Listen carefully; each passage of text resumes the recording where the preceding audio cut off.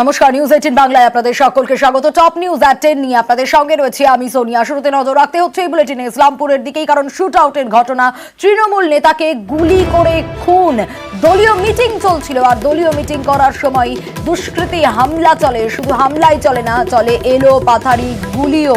মৃত্যু হয়েছে তৃণমূল নেতার এবং পঞ্চায়েত সমিতির সদস্যের স্বামী বাপি রায়ের মৃত্যু। গুলিতে আহত হয়েছে তৃণমূল নেতার আরো এক সঙ্গী। কিন্তু কেন এই ঘটনা ঘটলো, কারা এই ঘটনা ঘটালো, কি কারণে এই ঘটনা ঘটলো, এই প্রশ্নগুলো বারবার করে উঠতে শুরু করেছে। ইসলামপুরের মাদারীপুরের ঘটনা এবং আজ সকাল থেকেই গোটা এলাকা থমথমে। কি পরিস্থিতি চঞ্চলের কাছ থেকে জানবো। চঞ্চল, স্বাভাবিকভাবে এলাকায় কি অবস্থা, গোটা এলাকা থমথমে যেমনটা জানা যাচ্ছে, সেটা যেরকম জানতে চাইবো। কি কারণ, কেন, কারা এই ঘটনা ঘটালো? দেখো, তোমাকে জানিয়ে রাখি যে এই যে মাদারীপুর, ওটা আমরা এখন এই যে ঘটনাস্থল, সেই ঘটনাস্থলে উপস্থিত রয়েছি। তবে তোমাকে জানিয়ে রাখি যে গতকাল রাতে এখানে এই ধাবার মধ্যে একটা মিটিং চলতেছিল, দলীয় কর্মসূচি নিয়ে একটা আলোচনা চলছিল, এবং সেই আলোচনায় উপস্থিত ছিলেন রামগঞ্জ 2 নম্বর গ্রাম পঞ্চায়েতের প্রধানের প্রতিনিধি সাজ্জাদ হোসেন এবং পঞ্চায়েত সমিতির সদস্যের স্বামী বাপি রায়। তার পাশাপাশি আরো একাধিক মানুষ যারা দলীয় কর্মীরা ছিলেন তারাও কিন্তু উপস্থিত ছিলেন। তবে সেখানে আলোচনা চলাকালীন আচমকা দুষ্কৃতীরা উপস্থিত হয়ে এলোপাতাড়ি গুলি চালাতে শুরু করে। তবে কি কারণে এই গুলি তা কিন্তু এখনো পর্যন্ত স্পষ্ট নয়। তবে এই ঘটনার পর থেকেই কিন্তু এলাকা থমথমে রয়েছে, এবং আমরা যখন গ্রামে গিয়েছিলাম, গ্রামে কিন্তু এলাকা পরিস্থিতি থমথমে রয়েছে। তবে পরিবারের সদস্য যারা রয়েছে তারাও কিন্তু ঠিক বুঝতে পারছেন না এবং কি কারণে এই খুন হয়েছে এবং কেনই বা এলোপাতাড়ি তার ওই বাপি রায়ের উপরে আক্রমণ করা হলো, এলোপাতাড়ি গুলি করা হলো এবং তার মৃত্যু হলো। এই নিয়ে কিন্তু পরিবারের যে সদস্যরা রয়েছে তারাও কিন্তু ধোঁয়াশায় রয়েছে, এবং পাশাপাশি গ্রামবাসী যারা রয়েছে তাদের কিন্তু একটা দাবি উঠতেছে বা অনুমান তারা করতেছে যে এটা রাজনীতিক চক্রান্তের কারণে। এখান থেকেই আসবো, চঞ্চল একটু সঙ্গে থাকো। একজন আহত হয়েছেন যিনি তৃণমূল নেতার সঙ্গী, তিনি কি বলছেন শুনবো। হঠাৎ করে 10 থেকে 15 জন ডাইরেক্ট সবার কাছে অস্ত্র ছিল, সবার কাছে বন্দুক ছিল, বন্দুক এসে ডাইরেক্ট আমাদের উপরে অ্যাটাক করে। আমি আমার পঞ্চায়েত বডি নিয়ে ওখানে টেন্ডারের বিষয় নিয়ে আমি ওখানে বসেছিলাম, গুপ্তা হোটেলে বসে টেন্ডারটা মিলাচ্ছিলাম। ফেস দেখা গেছে, কাউকে চিনতে পারিনি। কি কারণ হতে পারে সেটা কারণ জানি না আমি। তোমার কি গুলি যাচ্ছে? হ্যাঁ, আবারও চঞ্চলের কাছে যাব। চঞ্চল, দলীয় মিটিং চলছিল কিন্তু তারা একটা ধাবায় বসেছিল, ধাবায় বসে দলীয় মিটিং, আর এই খুনের কারণ কি, এই গুলি চলার ঘটনার কারণ কি মনে হচ্ছে? রাজনৈতিক কোনো কারণ নাকি অন্য কোনো কারণ রয়েছে, কি জানা যাচ্ছে? দেখো, এটা একটা প্রশ্ন উঠতেছে, কারণ যে এই যে দলীয় কর্মসূচি আমরা স্বাভাবিকভাবে দেখে আসছি যে দলীয় কর্মসূচি হয়তো পঞ্চায়েতে হয় বা কোনো ফাঁকা দিনে আলোতে হয়, কিন্তু রাতে 8টার সময় এই ধাবার মধ্যে দলীয় কর্মসূচি চলছিল, সে নিয়ে কিন্তু প্রশ্ন উঠতে শুরু করেছে এবং বিভিন্ন যে যারা গ্রামবাসী রয়েছে, যারা সাধারণ মানুষ রয়েছে এবং পরিবারের সদস্য যারা রয়েছে তারাও কিন্তু প্রশ্ন করছেন যে কেন রাতে বেলা এই দলীয় কর্মসূচি হলো, এই নিয়ে কিন্তু প্রশ্ন উঠতে শুরু করেছে। তবে তোমাকে জানিয়ে রাখি যে এই যে মৃত্যুর কারণ, এই মৃত্যুর কারণ নিয়ে কিন্তু গ্রামবাসীরা এবং পরিবারের সদস্যরা তারা বলছেন যে রাজনৈতিক কারণে হতে পারে। কারণ যে এই বাপি রায় তিনি কিন্তু একজন জমি কেনা বেচার কাজ করতেন, অর্থাৎ জমি ব্যবসায়ী ছিলেন, পাশাপাশি ঠিকাদারও কাজ করতেন এবং ঠিকাদার লাইনেও কাজ করতেন। তবে পরিবারে তার স্ত্রী যেটা দাবি রয়েছে যে কি কারণে তার স্বামীকে খুন করা হলো এবং এলোপাতাড়ি গুলি তাকে করে হত্যা করা হলো, কিন্তু তার স্ত্রী বুঝে উঠতে পারছেন না। তবে গ্রামবাসী একাংশের দাবি এটাই পরিকল্পিতভাবে খুন করা হয়েছে এবং রাজনৈতিক কারণ হতে পারে এই খুনের পিছনে, এমনটা কিন্তু দাবি করছেন গ্রামবাসীরা। বেশ চঞ্চল, এই ধাবার মালিকের ভাই তিনি কি বলছেন এই গোটা ঘটনাকে নিয়ে? কি হয়েছিল সেই সময়, কি বলছেন তিনি, শোনাবো। এই গুপ্তা যে ধাবা রয়েছে এটা কার? এটা আমার বড় দাদা বিজয় প্রসাদ গুপ্তা নাম ওনার। 8:10-15 নাগাদ আমার দাদা আমাকে ফোন করলো যে ভাই হোটেলে গোলাগুলি হচ্ছে, তো ইমিডিয়েটলি খুব ভয় ছিল, কানতে কানতে আমাকে বললো। আইসে দেখি এখানে প্রচুর পুলিশ আর লোকের জমাওড়া হয়ে আছে, কিন্তু পুলিশ ততক্ষণে যারা ইনজয়েড ছিল তাদেরকে নিয়ে চলে গেছিল এখান থেকে। যা শুনলাম 10-15 রাউন্ড গুলি চলছে। 20 বছর হয়ে গেল এখানে আমাদের ব্যবসা করতে, আজ পর্যন্ত এরকম সিচুয়েশন আমাদের এখানে আমরা কোনোদিন দেখিনি। সিসিটিভি ফুটেজ আছে, পুলিশ সেটা নিয়ে চলে গেছে। শাসক দলের লোকই স্যার সুরক্ষিত নয়, সাধারণ মানুষ কোথা থেকে থাকবে স্যার? আমরা তদন্ত করছি, একটা ঘটনা হয়েছে, ঠিক আছে, আমাদের তদন্ত করতে দিন একটু। পুলিশ জেলা হয়েছে স্যার, তারপরে অহরহ ঘটনা এরকম, তারা জড়িত কিছু জানা গিয়েছে স্যার? আমরা তদন্ত করছি, তদন্ত করছি। আচ্ছা, ওকে স্যার। আর এবার কাশী বোস লেনের দিকে নজর রাখতেই হবে, তার কারণ মাটির নিচ থেকে উদ্ধার হয়েছে মহিলার দেহ। তার দেহ শনাক্ত করা গিয়েছে, নাম পরিচয় জানা গিয়েছে। মৃত শ্যামপুকুরের বাসিন্দা সুপর্ণা শীল, এবং এই মৃত ব্যক্তি মানসিক ভারসাম্যহীন বলেও জানা যাচ্ছে। কিন্তু কিভাবে এই ঘটনা ঘটলো, কি জানা যাচ্ছে, আরো বিস্তারিত সান্নিক আমাদের জানাবে। সান্নিক, কি পরিস্থিতি? মহিলার নাম পরিচয় তো জানা গেল, কিন্তু কিভাবে এই ঘটনা ঘটলো? এই মহিলার পরিবারের তরফ থেকে কি কিছু জানতে পারছো?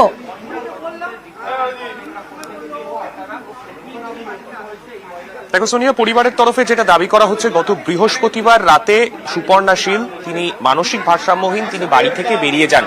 কিন্তু তিনি এর আগেও অনেকবারই বাড়ি থেকে বেরিয়ে যেতেন, বাড়ি থেকে বেরিয়ে আবার তিনি সময় মতো বাড়ি চলেও আসতেন। কিন্তু সেদিন বাড়ি থেকে বেরিয়ে তারপর কিন্তু তিনি আর বাড়ি ফেরেননি। এই তার বাড়ি শ্যামপুকুর থানা এলাকায় তার বাড়ি রয়েছে। সেই বাড়ি থেকে তিনি বেরোন, কিন্তু সেখান থেকে আর তিনি ফিরে আসেননি। পুলিশ সূত্রে যেটা খবর, তিনি হাঁটতে হাঁটতে তিনি পৌঁছে গিয়েছিলেন কাশী বোস লেনের সামনে, এবং কাশী বোস লেনের বাইরে যে গর্ত খোঁড়া ছিল, কলকাতা পুরসভার তরফে পানীয় জলের কাজ করার জন্য, পাইপ বসানোর জন্য যে গর্ত খোঁড়া হয়েছিল, সেই গর্তেই পড়ে যান সুপর্ণা শীল। এবং সামনে যে সিসি ক্যামেরা ছিল, সেই সিসি ক্যামেরাতেও তার সেই গর্তে পড়ে যাওয়ার ছবি কিন্তু রেকর্ডেড হয়েছে। এবং তোমাকে জানিয়ে রাখবো, এই বিষয় নিয়ে পরিবারের তরফে স্থানীয় কাশী বোস লেনের যারা বাসিন্দারা রয়েছেন, তারা প্রত্যেকেই কিন্তু আঙ্গুল তুলছেন পুরসভার ভূমিকার দিকে। কেননা এই সুপর্ণা শীল, যিনি বাড়ি থেকে বেরিয়ে গিয়েছিলেন, তারপরে গতকাল দেহ উদ্ধারের পর পরিবারের লোক এরকম একটা ঘটনা ঘটেছে জানতে পারেন, তারা খোঁজ খবর নিতে শুরু করেন। তারপর তারা জানতে পারেন যে দেহ উদ্ধার হয়েছে সেটা আদতে সুপর্ণা শীলেরই।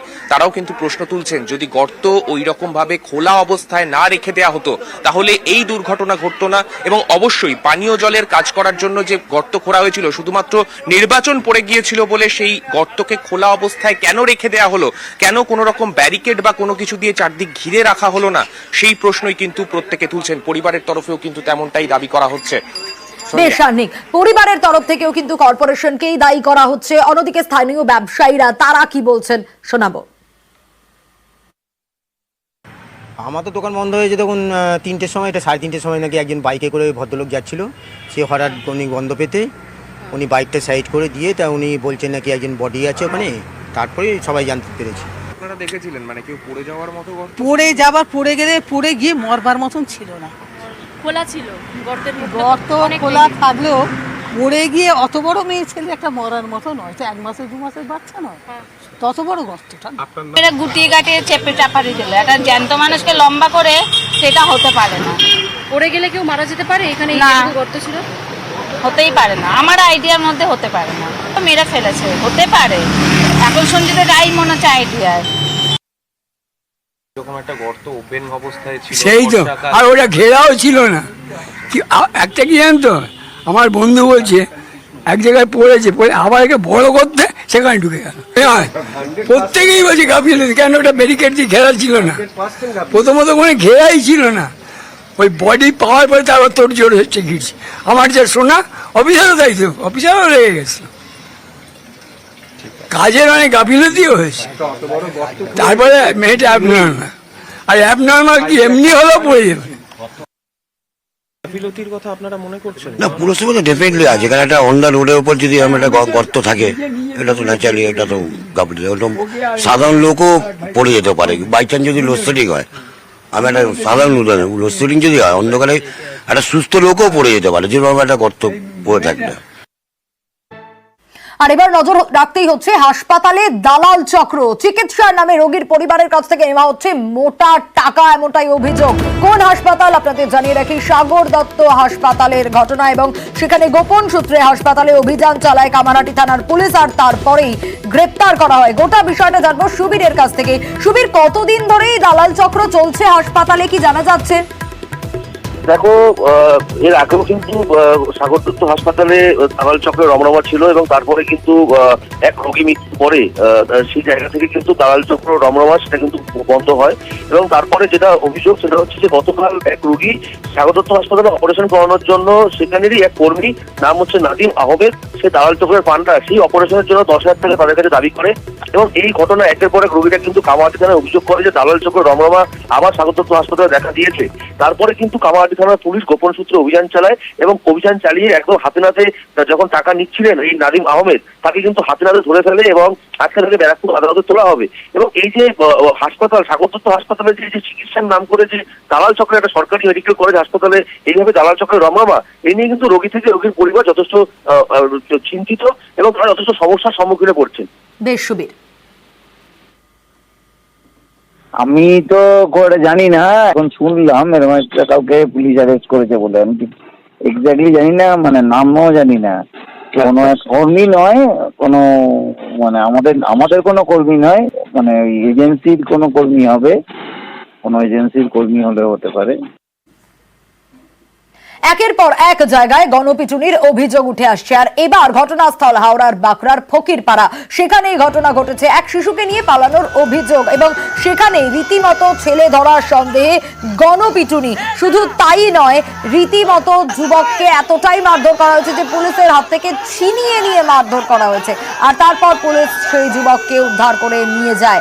কিন্তু এই গণপিটুনির ঘটনা যেন পিছু ছাড়ছে না কোনোভাবে। একের পর এক জায়গায় দিনের পর দিন গণপিটুনির অভিযোগ উঠে আসছে। আরো বিস্তারিত দেবাশিস আমাদের জানাবে। দেবাশিস, সেই সময় ঠিক কি ঘটেছিল, কেন এই সন্দেহ হলো? গতকাল এই যে যুবককে মারধর করা হয়েছে, সেই যুবক সন্ধ্যা 8টার পর থেকে এই বাঁকড়ার ফকির বাগান এলাকায় ঘোরাঘুরি করতেছিল, এই ইতস্ততভাবে ঘোরাঘুরি করছিল। সেখানে এক শিশু তার সঙ্গে কথাবার্তা বলে, তার হাত ধরে টানাটানি করছিল বলে অভিযোগ। এবং তাদের মনে হয়, স্থানীয় বাসিন্দা তারা মনে করে যে এই শিশুটিকে যুবক কিডন্যাপ করছে বা চুরি করে নিয়ে যাওয়ার তাল করছে। সেই সময় কিন্তু হঠাৎ করে তাকে ঘিরে ফেলা হয়, তাকে ধরে একটি ঘরে আটকে রেখে তাকে চলে মারধর। খবর পরে বাঁকড়া ফাঁড়ির পুলিশ দ্রুততার সঙ্গে সেখানে পৌঁছায় এবং সেই যুবককে উদ্ধার করতে যায়। উদ্ধার করে যখন তাকে বাইরে করে, তখন কার্যত পুলিশের হাত থেকে ছিনিয়ে নিয়ে তাকে মারতে উদ্যত হয় এলাকার বাসিন্দারা। কয়েকশো মানুষ তারা ঘিরে ধরে। এমনকি পুলিশের গাড়িতে যখন সেই যুবককে তোলা হয়, এই যুবককে পুলিশের গাড়ির মধ্যেও তাকে মারধর করার চেষ্টা করে। কোন ক্রমে পুলিশ সেখান থেকে জনতার মাঝ থেকে তাকে উদ্ধার করে নিয়ে যায় বাঁকড়া বাড়িতে। কথাবার্তা আহত যুবকের সঙ্গে কথাবার্তা বলে তার পরিচয় খোঁজার চেষ্টা চালাচ্ছে বাঁকড়া ফাঁড়ির পুলিশ। দেবাশিস,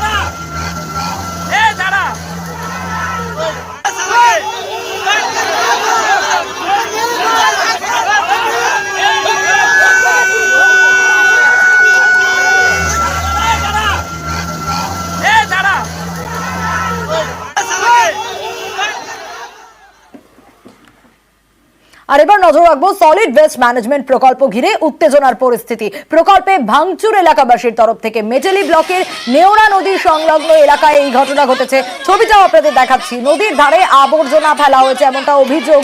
আর অভিযোগ পুরসভার বিরুদ্ধে ময়লা ফেলা নিয়ে রীতিমতো বিক্ষোভের ছবি। আপনাদের সেই ছবিটা দেখাচ্ছি।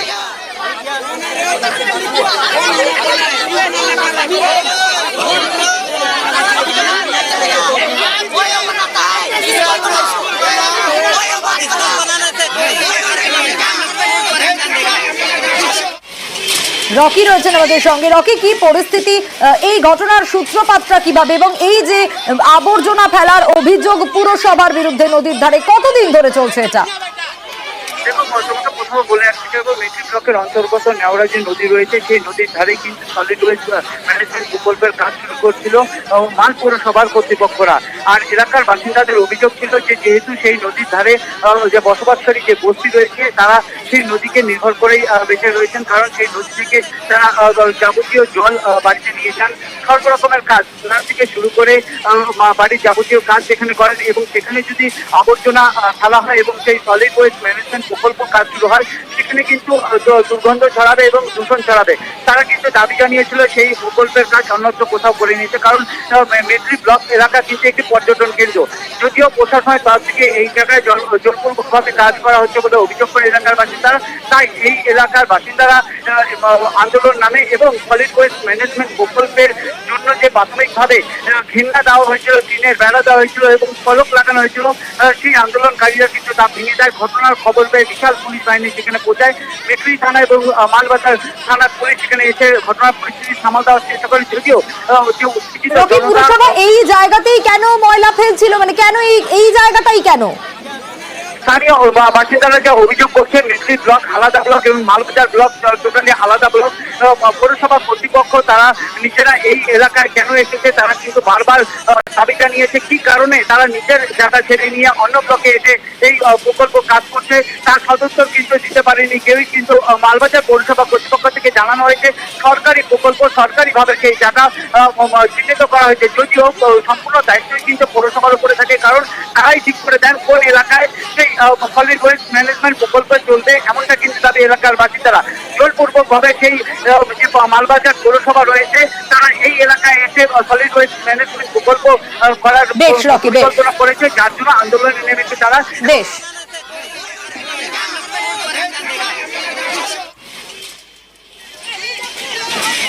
বিক্ষোভ প্রদর্শন এরা করে, প্রচুর পুলিশ ফোর্স এসছেন, অ্যাডিশনাল এসপি এসছেন, এসডিপিও আছেন, 2 থানার আইসিরা আছেন, সমস্ত ফোর্স আছেন। এদেরকে বোঝানোর আমরা চেষ্টা করেছি। স্থানীয় স্তরে বিডিও আছেন। একটা মিটিং ডেকে আবার ওদেরকে বোঝানো হবে, তারপর আমরা আবার পুনরায় শুরু করব। গতকালই নিউজ 18 বাংলা দেখিয়েছিল সিটিতে প্রমোটারকে মারধরের ঘটনার অভিযোগ এবং মূল অভিযুক্ত যে তাকে গ্রেপ্তার করা হয়েছে ইতিমধ্যে, অভিজিৎ মণ্ডল ওরফে রানা। সিসি ক্যামেরার ফুটেজেই ধরা পড়ে গোটা ছবিটা এবং খড়গপুর থেকে গ্রেপ্তার করা হয়েছে লালবাজারের গুন্ডা দমন শাখার তরফ থেকে এই মূল অভিযুক্তকে। অনুপ আরো বিস্তারিত আমাদের জানাবে। অনুপ,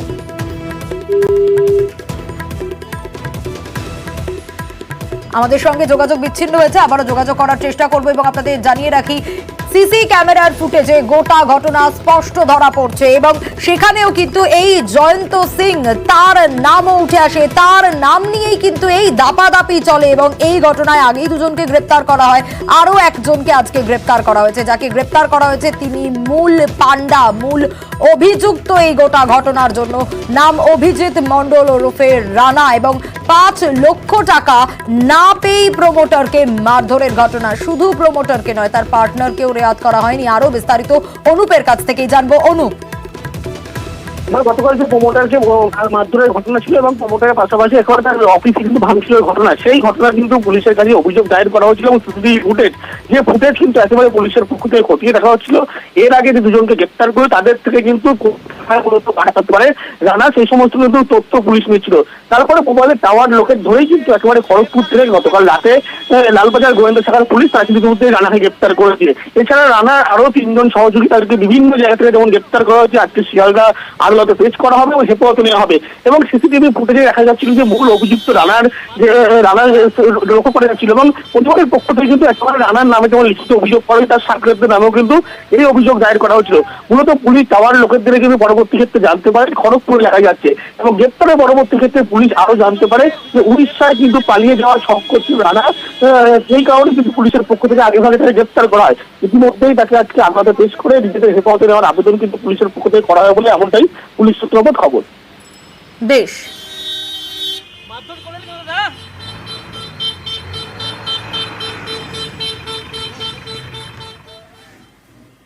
বৃষ্টিতে উত্তর এবং দক্ষিণবঙ্গে 2 জেলায় দুর্ভোগ। কোচবিহারের গ্রামের রাস্তায় জল যন্ত্রণা। দক্ষিণ 24 পরগনার চট্টা কালিকাপুর রোডে কাদায় কাদা, আর এই রাস্তায় যাতায়াত করা দায়।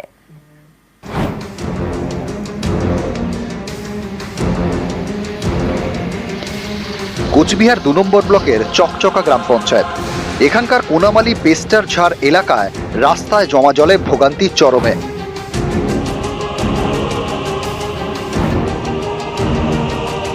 চকচকা পঞ্চায়েত এলাকার 272 নম্বর বুথের কাছে রয়েছে দুটি রাস্তা। স্থানীয়দের অভিযোগ, এই রাস্তার পাশে নিকাশি নালা নেই, তাই ভারী বৃষ্টি হলে রাস্তায় জল জমে। এই জল বেরোতে বেরোতে 5 থেকে 6 দিন, ততদিন পর্যন্ত কোথাও জমা জলে যাতায়াত, কোথাও আবার কাদা। এই রাস্তাতেই পড়ে বাচ্চাদের একটি বেসরকারি স্কুল, তাদেরও ভোগান্তি। স্থানীয়দের অভিযোগ, এ নিয়ে পঞ্চায়েত অফিসে জানিয়ে কাজ হয়নি, তাই ভোগান্তিও কাটেনি। সরকারি জল আমাদের এখানে নেই, বন্ধ করে দিচ্ছে, রাস্তা বন্ধ। এতখানি আমাদের শাড়ি পরে আমরা একটা মহিলা মানুষ, একটা লজ্জার বিষয় আছে। তো সবারই তো লাভন আছে। আমরা রাস্তা দিয়ে যেতে পারি না, বাজারে যেতে পারি না, কাজকর্ম যেতে পারি না, কোম্পানিতে যেতে পারি না, টাউনে যেতে পারি না। আমাদের বাচ্চা কাচ্চারা স্কুল আসতে পারে না। রাত্রি 10টা 11টার সময় আমরা কাজে যাই, ডিউটিতে যাই, সাপ ব্যাংক যোগ টোগ অনেক কিছু থাকে। আমাদেরকে ভোট দাও, আমরা রাস্তা ঠিক করবো। ও ভোট চলে গেল, এখন পঞ্চায়েত প্রধান ঘরের ভিতরে। মানে রাস্তার মধ্যে জল জমে আছে। হ্যাঁ হ্যাঁ হ্যাঁ হ্যাঁ, কম বেশি জল যদি অবজেকশন থাকে তাহলে আমাদের যে দেখতে হবে, এনএসকে নিয়ে দেখে ওই রকম ব্যবস্থা করতে হবে আর কি। দক্ষিণ 24 পরগনার ঠাকুরপুকুর মহেশতলা ব্লক, এখানে বেহাল রাস্তায় পদে পদে বিপদ।